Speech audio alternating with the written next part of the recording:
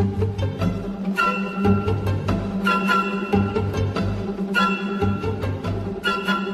guys, welcome back to another episode where I'm going to break down the new cards coming out for Dynasty for Viserai. I have got a bit of a deck, but this is not like a clean constructed deck. This is just some of the ideas that floated around after seeing some of the cards. And what I kind of want to do as well is just go through some of the new cards for Dynasty and point out the ones that are clearly the stuff that I think is just going to port into Viserai really well. I'll even talk a little bit about how I see him coming forward in the meta, which good news is it's not bad. It's not bad. Is he going to be the top one? I'm not sure, but we'll go through some of the cards and I'll show you something that I've kind of just been whipping up and been playing with a little bit on Talashar and having some good fun, good success with it. And I'll break down just a little bit about my time at Worlds. To be honest, I'll start with that. I did take Viserai over to Worlds during the CC portion of it. My record with it was it wasn't very good. It was a 1-5, 1-4. Now, I want to very clearly point out that I do not think that Viserai was the worst choice. There's only one matchup that I was a little bit like, I do not want to see this at all, was Icelander, which was someone that I didn't face at all. The second one being the worst would be Oldhim, would have been a pretty bad one. And both of those heroes were pretty well represented. The Oldhim one isn't that terrible because Oldhim was very much being quite an aggressive Guardian hero rather than this sit back and just block absolutely everything up and then you just get decked out. They've been pretty much attacking it quite a lot. So from my testing and from what I've been seeing, whenever they want to try and keep cards and come at you, and they have a little bit more of a red card density as well, that usually pulls well into your favor. My only one matchup with Oldhim ended in a draw, which was so infuriating because my turn was then literally I was literally about to win just in that moment, but it ended in a draw because it was immensely frustrating. The other two losses were against one was against a Briar, and that was because I was being really, really greedy at the time. I think that he came in with a Rabble, flipped to blue, 2 damage. I'm like, yeah, sure. I looked at my hand like I've got. I think I had a lead. I had a lead or a Skies, followed by a Spellblade, a Soul, followed by a Meet and Greet, followed by a Revel. And he was on like 13 health or something really low. And he had no null rune equipment either. So looking at thinking, I can win this, and then he followed up with a snatch, and that's when immediately when I said looked at it, I was like, block with a Revel and a Grasp and shut the turn down. But I didn't, and that's what lost me the game. The second one, the second loss was against Jacob Hand, the guy who I was stopping with. He was on Fi, and he can tell you, I threw that game so hard. I had the win.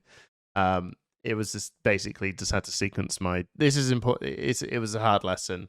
This was Viserai giving me a slap on the wrist going, this is what it's like when you don't play me, boy. I just needed to crack an Aether Iron Weave to absolutely secure the win. And I didn't. It just followed with, if I just did that, I would have won the game, but I didn't. So that lost me the game. And then the last loss was a Briar, which was actually, out of all of them, I was like, you know what, fair. I did all I could and just squeaked it out to a loss. It got him real low, but no AB near the end, and just pinged for one arcane. That was the game.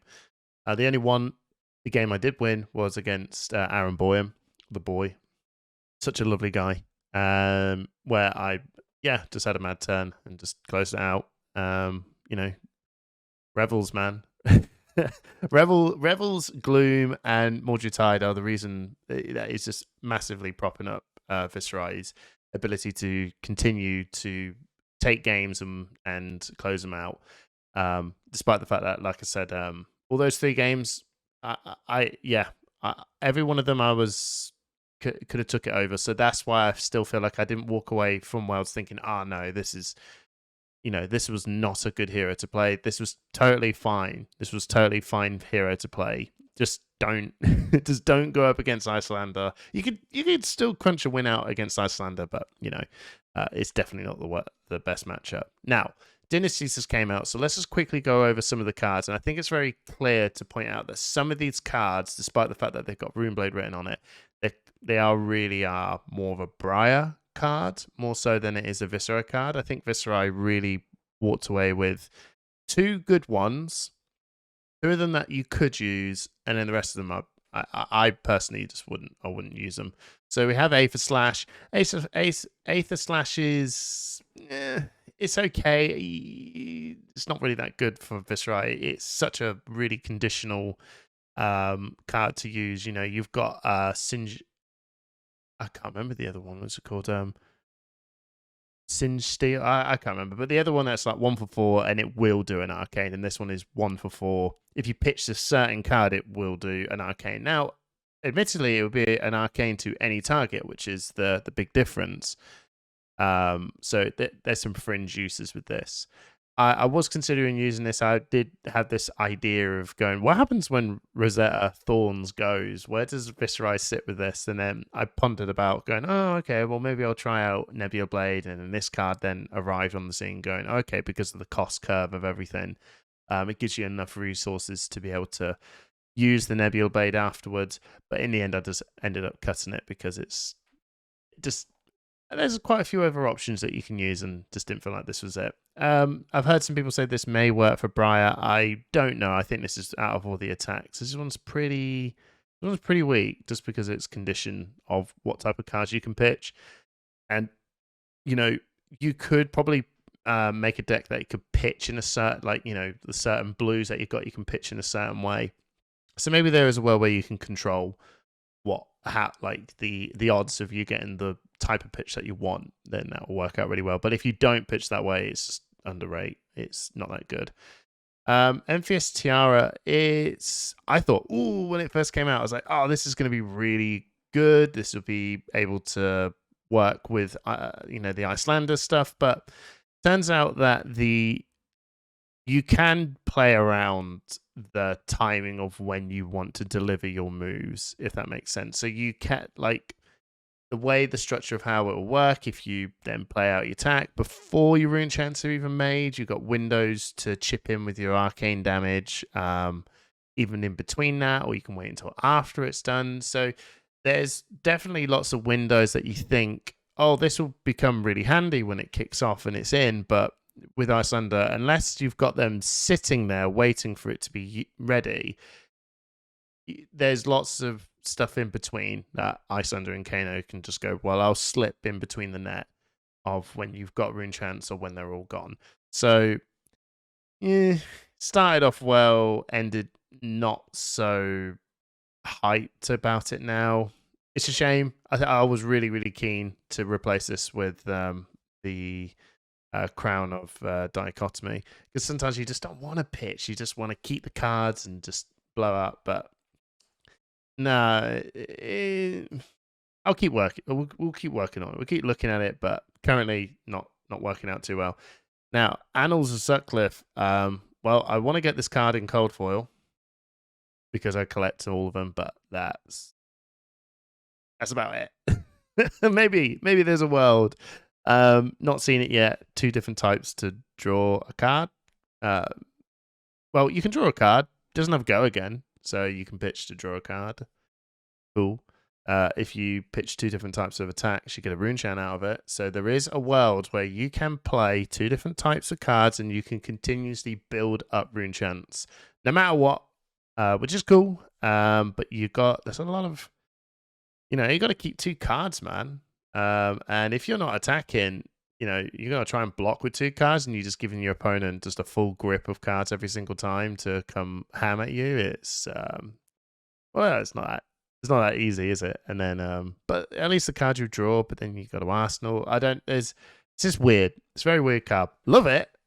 Book reactions when, but yeah, cool card, but cool looking card even, but not nothing quite there yet. Blessing of the Occult. If you obviously the blue ones come in for a little bit less. I kind of looked at it and I was just like, no, it's okay. It's not. It's nothing to really scream home about. It's pitch one, read the runes next turn. You know, there is a world where you could, you know, if you got a tunic, maybe, you know, if you're building on this make loads of rune chants game, you would probably just run tunic, and then on the odd turns you just go, okay, tunic, blessings of Occult, pass up, and next turn make 3 rune chants. So having another type of read the runes is cool, I guess, but the no go again, like read the runes, is incredibly awkward. And also it costing 1 as well. I think that's pretty clever, really, because you know, if this costs nothing, and it had, I don't know, I'm making up stuff that doesn't exist, but I think they obviously knew that creepers existed, so they had to be really careful with the 0 cost go agains, because, you know, creepers with 0 cost go agains is, we all know, if you're a Viserai man, that's where it's at. 1 costs, oh man, does get a little bit much. Crossing, cryptic crossing, it's okay. Again, one of those cards that's like it must be nice, you know. But this is one that Zach Byrne pointed out on Team Covenant, which I was like, okay, yeah, that would, the way it's worded would be pretty cool for Briar, with Bramble Sparks giving this attack and arcane damage on it, and this is the first time this deals damage to a defending hero, they discard a card and you draw a card. So there is a world where you are making it quite difficult for them. You know, you're putting a lot of like triggers on 1 card. It's very much like the Briar specialization card, the majestic one, that's like 2 for 6, but you've got to double fuse it, and if you do double fuse it, you know, and it comes in with 1 arcane, and if it hits, you can now play you can play instances from the bit, you know, it's crazy. It's really, really crazy if it works. And this one is, if you draw 2 cards, you know, if you pitch 2 different attack and a non-attack action card, and it goes, you know, this stuff is going to get wild. And you're like, yeah, I know. And then you just block it, right? And maybe that's what you do, but you've got to commit a lot of work to get this over the line. And it, you know, just, it doesn't take an awful amount of work to stop it. But if people don't want to run Arcane Barrier against Briar, then here you go, you got this super punishing card. It might be, Briar, if I was going to think of anyone, it's Briar. I haven't worked too much on Briar on whether or not this is going to be too huge or not. It might be, but I haven't seen. Now, this card, definitely duet. Now we're talking. Now we are talking. This card is really good. Now, is it really good to swap into everything else? Still testing to find out, but immediately, straight away, this is one of the cards I was like, zoop, that's going to be the first thing that's going to go into the Viserai deck to test out and try. So 2 for 4. So that's good rate. You know, that's how it works. We like our 2 for 4s, especially with Skies, and we've got a Rosetta for 1, so perfect. And when it attacks, if you pitch an attack action card, it gets +2. Really good. And if you pitch a non-attack action card, you make 2 rune chants. So it's kind of like a mini shrill going on here. You know, you pitch an attack action card, and then you coming in for 6. That's like yellow shrill range, or amplify the Art Knight. You know, and if you ever get like a 6 cost attack going into any of the Skies, you know, we're loving it. We're having a great time. But if not, if you had to pitch a non-attack, then you've got a Spellblade Assault going on here. You know, he's literally a Spellblade Assault if you pitch a non-attack action card. Now, if you can pitch 2 different types, so let's say you've got a red card hand, which again, pointed out by Zach Byrne, which was really cool. So if you've got that all red card hand, yeah, you can just sit there and go, cool, pitch 2 different types of cards. This has been a bit of a a garbage grip in my hands, and yeah, coming in for it's like 8 damage effectively, 6 and make 2 rune chance. That's really good. That's the sort of stuff I feel a little bit flexible now. It might not like some with Viserai and Runeblades, you got to make your turns as they go. A lot of them are really easy, you know, Sky's attack was simple, but it's when you've got bigger plays available to you, you know, that how do I want to maximize this? Sometimes I can push this even further than the basic stuff, and sometimes you've got to just make things work in your favor. And I think definitely Duet is an amazing include to add to the Viserai list. That I think there's a couple of cards that I think I've been putting in and like, yeah, you know, the goods, you know, and I'll use them, but I think this one starts to really push over quite a few things. Like I love it when I put an attack action card in and just come in for a 2 for 6 with Skies, and then I've got like more sort of shrill based stuff going on, and I can choose the option to push over more arcane damage even if I need to as well. It feels really good. And I would also run the blue copies as well, just because it feels like a red. Like, you know, a blue shrill is like, it's perfect. Blue shrill, love it. So a definitely Duet. So something that is more. I feel like I've got more red cards in my deck, but for the cost of a blue, just feels really, really good. You know, 2 for 4, just to put it's as good as, you know, just a Spellblade Strike or a Spellblade Assault. Any of them, that feels amazing. So yeah, I highly recommend if you're picking up Dynasty, and it's a rare as well, so not that expensive, easy include to really whip into your deck. Diabolic Ultimatum is diabolic. I don't understand. There's a fringe world, right? It's a soul food. There's a world, maybe. I'm gonna move on from that one now. The one that we spoil. This one, the Dooming Doom. Yeah, the most metal card ever. I have an affinity to it. It's obviously the very first card that we spoil. So super excited to see this. Every time I see like a pack of Looming Doom in open, especially now that we know that there's the extended art versions as well. Every time I see it, I'm like, oh yeah, just scream Doom every time you see it. But if you haven't seen it, just check out our reveal video. You hear me go all demon voice on it. Anyway, Looming Doom is good. It's really good. I love it. So whenever you make it clears all the rune chants and turns them into Doom tokens. At the end of the turn, you remove a Doom token, deal 2 arcane damage to any target, right, including yourself. I mean, if you really want to ping yourself, if you're desperate to keep that creepers on the board, yeah, you can just slam yourself, I suppose. You can even use that to, I don't know, you can filter some cards out because you can just block some of the damage. I don't know. That's like out there stuff. Not really probably what you want to do, but hey, you can if you want to.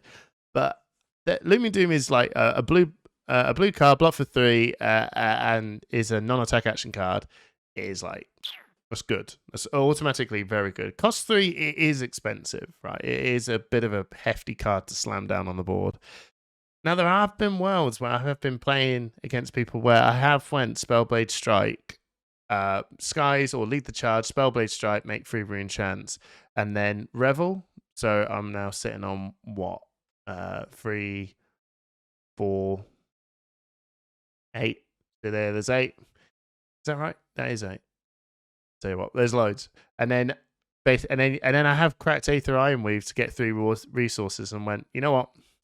The Looming Doom is down. And if you didn't know this, Viserai obviously triggers to make a rune chant, and Looming Doom consumes the rune chant that Viserai has made as well. So by playing Looming Doom after everything you've done, you get 1 more Doom counter added onto it. And then that just sits there, and it just doubles up on all the damage that you've done over time, of course, but every single time that pings off, no matter what you do, +2 damage. Just no matter how much damage you do, just there's 2 more coming your way every single time, and it really does feel like you're ticking down. The doom is coming.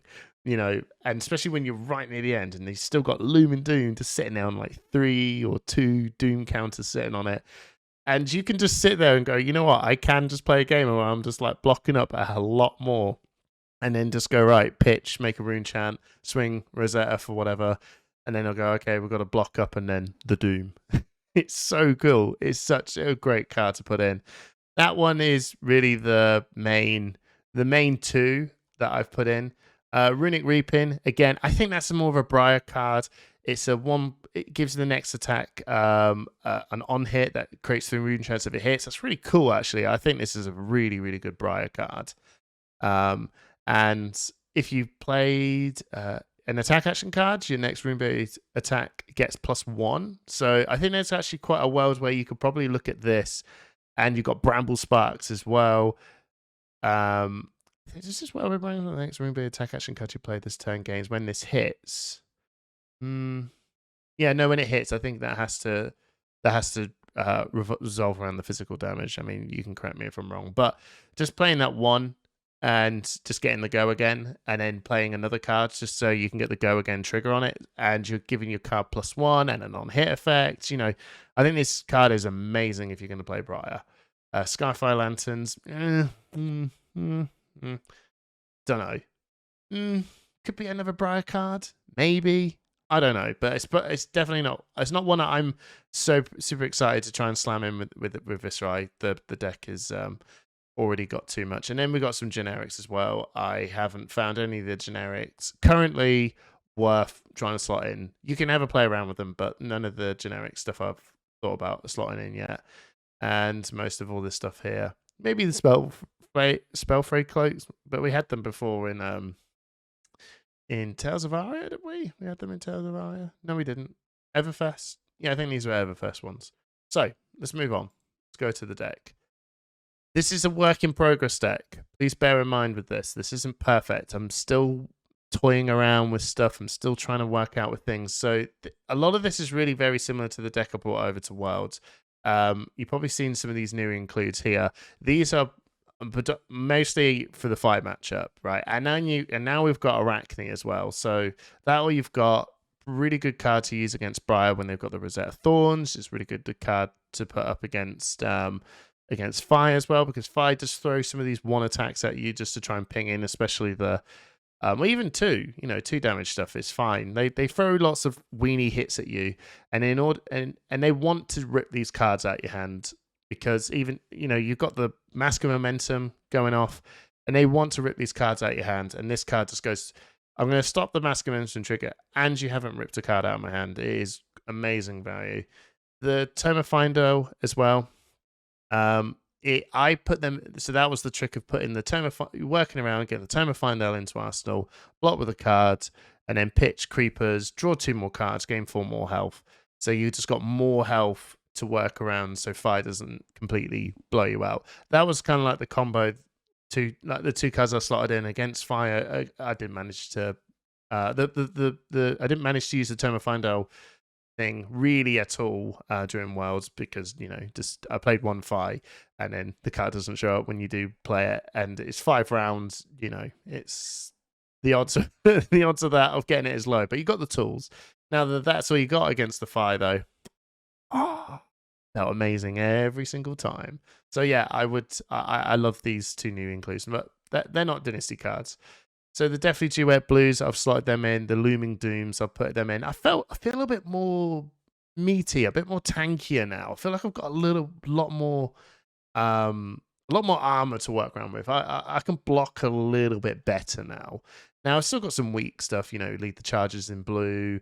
I still got all my skies that are all in blue and stuff like that. But majority of my main board, and the Revels as well, that are blue. 2, not blue. But I feel a little bit more meaty, a little bit more tankier. Now, Command and Conquers are in, because Alexei, all that. And did I have to? Did I put that in? Oh, yeah. So I've reduced it down to 1 Read the Runes. And the Read the Runes for the 1, I always feel like I want to put some more in. I would love to try and squeak in a second copy. And again, this is just a work in progress. I like to try and get 2 in. The card is great because when you've got some off turns, you can go, right, I'll make some rune chants. And it'll make my next turn a lot better, which I'm sure if you play a lot of Viserai, you know. But I removed it down to 1, and I tend to go, you know what, if I am going first, I'll just put the 1 copy in, definitely every time, because, you know, if you can start the turn going, all right, but Become the Art Knight becomes in my hands, nice. There you go, I can go fish this out. But the odds of drawing it is it gets a lot lower. So you're starting, the less of these you got, the mad start turn that you love to have, you know, grass mate 1, play read the runes, starting your turn off with 4 rune chants is really cool. That gets a lot harder and a lot less, but I opted for 1 for now. There's times I don't think I missed it. There's times when I've drew it and I was like, oh man, I didn't need you now because I'm on a roll. It's that hard balance. But I rolled with 1. You could probably have a look at trying to move some stuff about to get 2 in. It's kind of hard though. The deck is starting. We've got a lot of cards, and the deck is getting pretty difficult to try and manage. Now a lot of people do like all the skies. Not the skies. The shrill, the skull form. I opted into putting in the 2 more yellows, and I think it's felt pretty good. It's felt pretty good. But obviously, you know, making that huge, you know, coming in for 6, especially if it's yellows after playing a skies, does feel really good. But I still think a lot of people, and this is, you know, I'm not saying I'm right.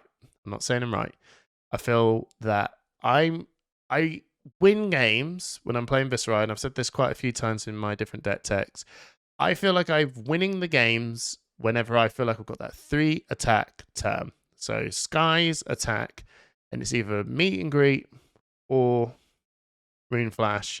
Whenever I do those sort of turns, when I've got that 3rd attack coming in, or gloom, you know, the gloom is the 3rd attack, that's when you're pushing over that huge amount of damage, and that's when you feel like you're taking over the game a little bit. Like you're not always on the go, but when you do go, you go big, and it gets unfair. And I think you need to have some cards in your deck to make those games unfair.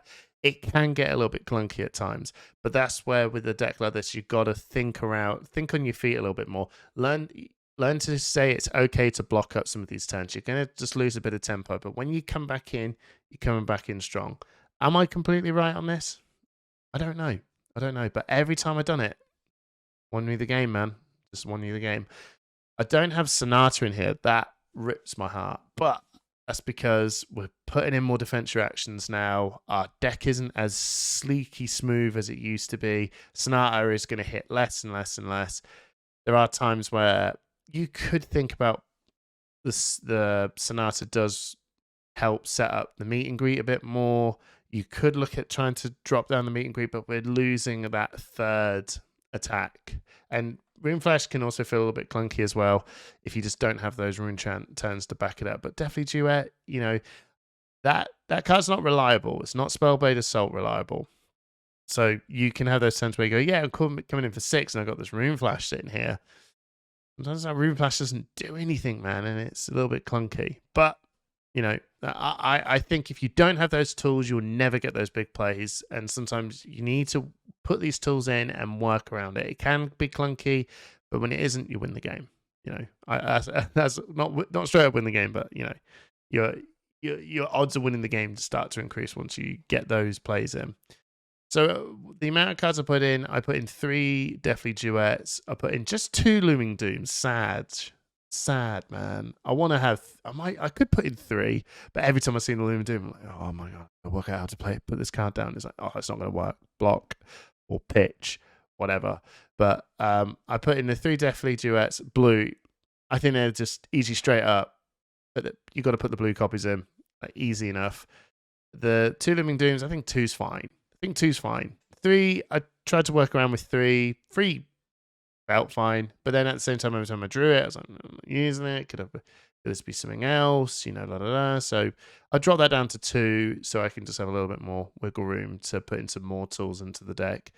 And I'm trying the red Deathly Duets as well. And every time I play the red ones, I felt it was like, oh yeah, this feels good, man. This feels really good. Now I've got the shrills. I feel like I've got more big hits to punch in now for skies. So this has been feeling really good. I've added in some sync blows now. I've been playing some games up, and someone can say that I'm like completely mad, I'm getting this wrong.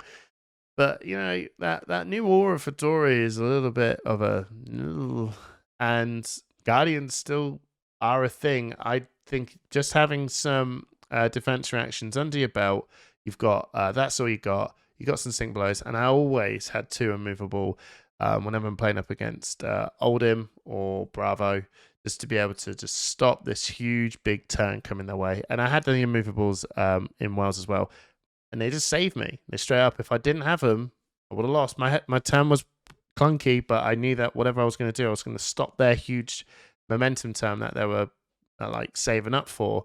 And Immovable Man has just been a card that feels like every time I got it, it does jam up the turn a bit when you got it in your hand, but it's better to have something to stop that inevitable big huge turn that you know is going to come your way. Your turn wasn't going to look that great, so why am I taking a lot of damage if my turn wasn't that great anyway? I might as well just have this turn to go, well, I might not be doing anything, but I'm not taking damage because of it. Do you know what I mean? Immovable just gives you that option. That's it. That's kind of like my short, quick Viserai update, I suppose. It's still a work in progress. There's some new heroes on the block, like Dash is looking pretty fire right now. Arachne is the new assassin hero that is looking really good. I've played some games where I didn't even realize I was going to lose because of they were just clearing out my deck. So whenever you for me as well, whenever I'm playing up against Arachne, make your deck a bit bigger. You know, I put in like 67 cards. Maybe maybe that's my first approach. That's my first approach of it. In the end, this may be out of date, but my deck was pretty big because I was going like, oh, I don't want to get decked out. But you just go for Arachne. Just go for him in the face. He does have some. He's quite a tanky hero for what it's worth. But he's also a hero that likes to keep a lot of cards in his hand. You can just get away with a 2-card hand and just play Dagger and then just play his contract card. But you know, they also like to keep a lot of cards in their hands as well in order to make some of these huge turns go off. So punish them, man. Do what you do. Do the Viserai stuff. Just come in with those Mordred Tides. Come in with these Revels. Just make their life a living hell. And yeah. And also remember to put in there, that's all you got, because those daggers, man. Oh man. You know what? That's a card that you love to just go, cool, not having that. Also, I have seen some Arachne players put in even bigger than that as well. That was something that I've seen some of the players put in. Just so they can come in for that unassuming 1 damage dagger, and then you go, oh, okay, no blocks, and then they go even bigger than that. Find a card that they want, get a quicken token, and that's when things start to go, ooh, okay, that's not good. So never let those unassuming daggers go through. So that's what you got. Works on well with that. Anyway, I hope this helped out for everyone. I hope you enjoyed my vlogs of the world. If you have seen them, we should be getting some more interviews out real soon and a new episode dropping pretty soon. So I hope you enjoyed this, man. Thanks a bunch.